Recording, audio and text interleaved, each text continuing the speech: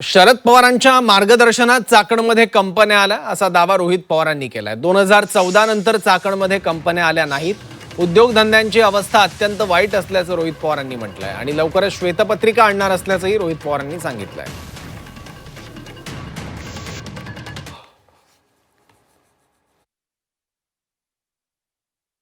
चाकणमध्ये ज्या कंपन्या आल्या त्या पवार साहेबांच्या मार्गदर्शनाखाली 2014 पर्यंत ज्या कंपन्या आल्या त्याच्यानंतर एक सुद्धा चांगली मोठी कंपनी त्या चाकणमध्ये तिथं आली नाही।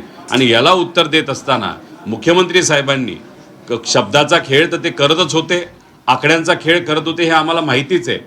पण सोयीनुसार ते जर एखाद्या वक्तव्याकडे नाहीतर एखाद्या देशातल्या पार्लमेंटमध्ये दिलेल्या स्टेटमेंटला सोयीनुसार जर बघत असतील तर ही नवीन खेळी आता मुख्यमंत्री साहेबांची आम्हाला त्या ठिकाणी कळलेली आहे।